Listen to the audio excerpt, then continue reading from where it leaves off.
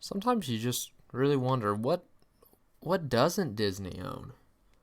Today we're going to be talking about the pure dominance Disney has in the box office and why this trend is persisting, and Disney is just a force to be reckoned with when it comes to producing movies. They just, they own a lot of companies that make movies, and everything they put out is usually a success. So what's going on here, and how's that affecting their business? So I was just looking at this because this just came out. Maleficent 2 just released, and it opens well short of the original, grossing $36 million, but its leading box office, and second place is Joker that just came out. So, I mean, look at that. Overseas, 117 million, 153 million so far just off opening weekend. I mean, that's pretty crazy in my opinion. That's already good. That's a very good start. So we're gonna look at the history of what the heck's going on here. Here's just a list of all Disney movies that have gone through box office, right? All Disney releases here. Obviously, topping in total gross now is going to be Avengers Endgame. We have Star Wars Force Awakens on there, Black Panther, Infinity War, Avengers, the original Avengers, Last Jedi, Incredibles, Lion King, Rogue One. I mean, all these, Beauty and the Beast, Finding Dory. I mean, all these things everyone's watched, right? Everyone's watched these movies. And they're all movies that are rated extremely well, too, both by both critics, obviously, which, movie critics, they're an entirely different thing. It's all paid garbage, so don't listen to that. Always, look at users' reviews, and you know what? Disney is rocking in those as well. And we're looking right now at all-time box office. So obviously, Avengers Endgame broke a long-standing 10-year record from Avatar, which blew. I mean, no one thought would ever reach that, right? The James Cameron film Avatar. It's with the blue people, wherever they touch their hairs together to do dirty things. But instead of doing dirty things, Disney did dirty things to them by, putting Avengers Endgame out. And they beat the record that they thought was unbeatable, which they smashed Titanic's record, which is obviously a 97 banger. Year I was born, by the way, 97. Pretty good year. Came out with what was the most grossing movie of all time. But then here we go, Avatar beat that in 2009. And guess what? Avengers Endgame just barely crept it out. $2.797 billion in the box office. That's crazy, right? But then you look down, number 4, what? Yeah, that's right, Star Wars The Force Awakens, $2 billion in the box office. Okay, number 5, oh, $2 billion in the box office, it's Avengers, Infinity War. Look at that.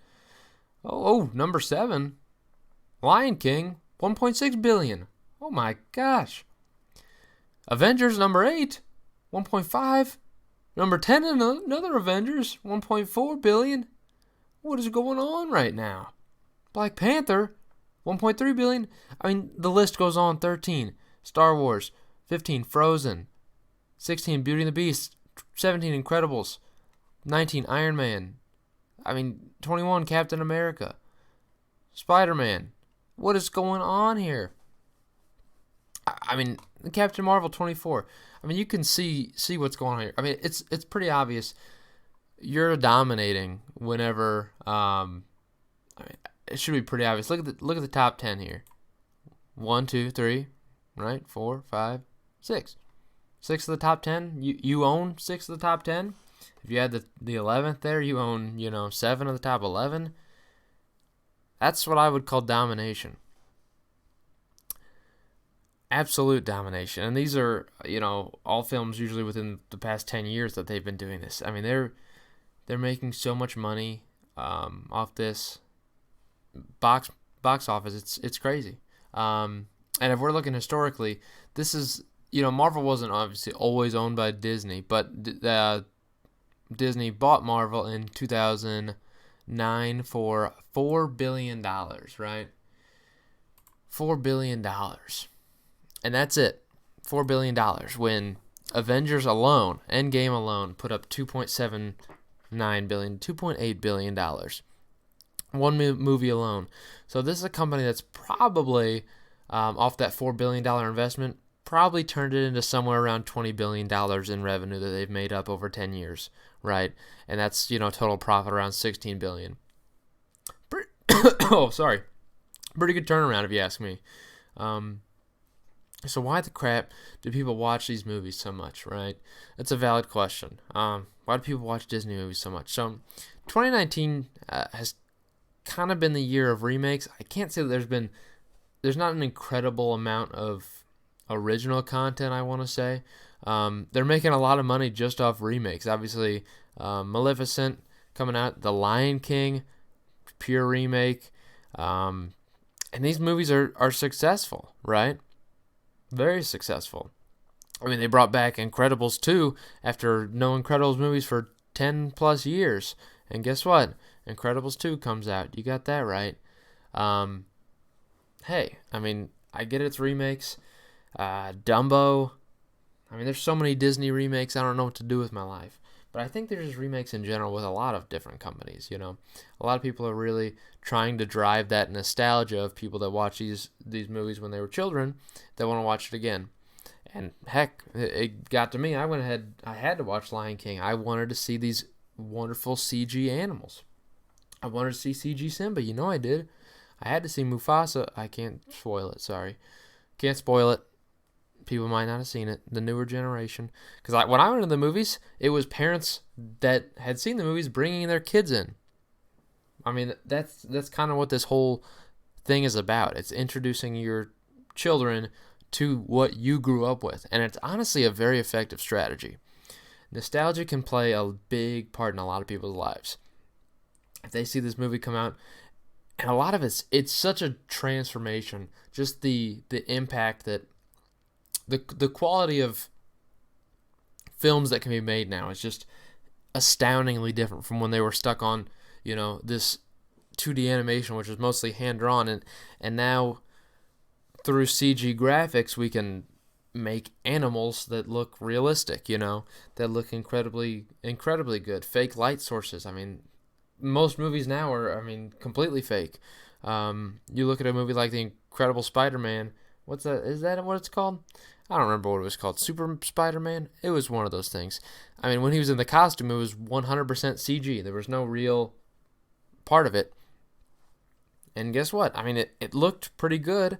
And that's when CG wasn't quite as good as it is now. It's to a point where I think they're kind of just showing off the abilities of what they can do. Obviously, it takes a lot of time and a lot of talented people to make this stuff happen.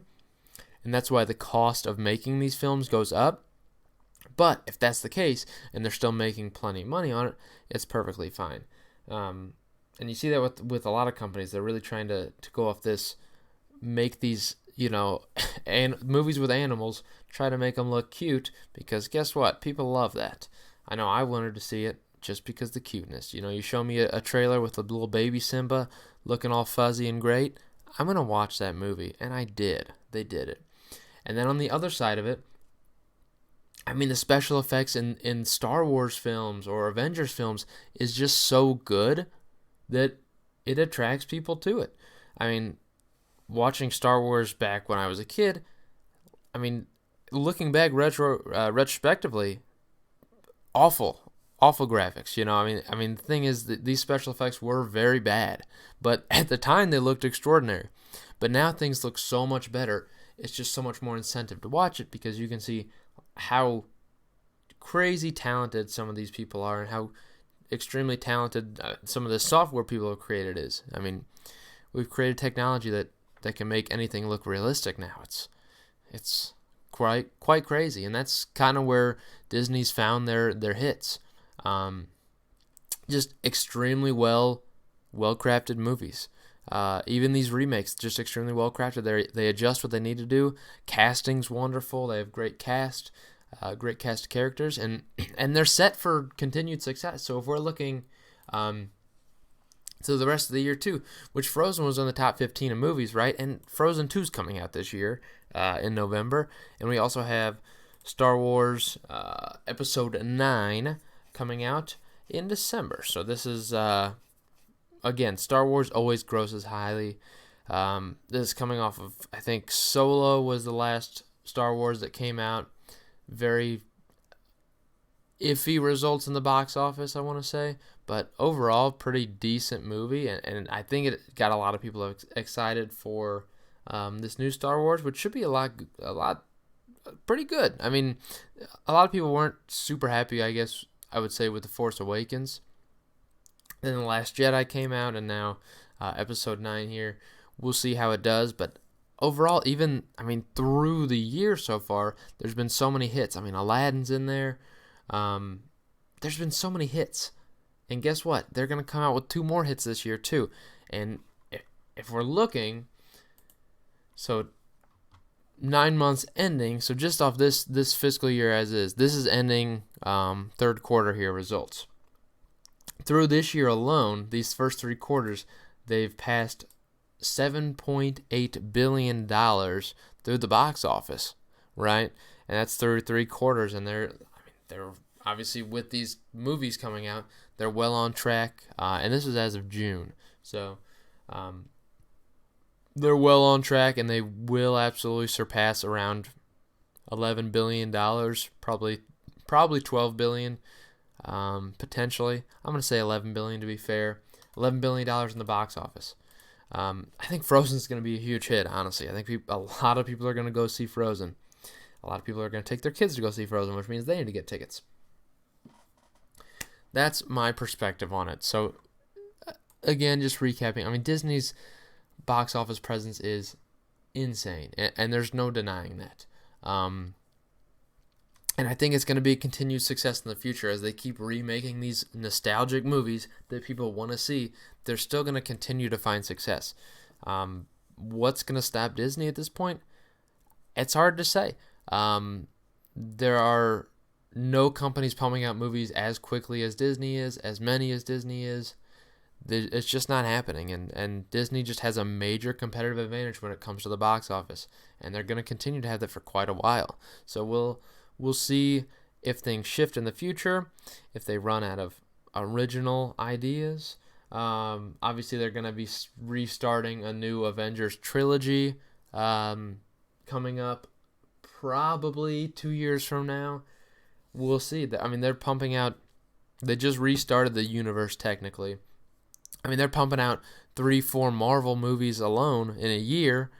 People watch Marvel, every single Marvel movie that comes out multiple times. We'll see. I think next year is going to be another continued dominant year, but again, I think this is going to be fantastic for the stock price, and that's why I'm a Disney shareholder myself. So keep an eye out for everything coming out box office wise.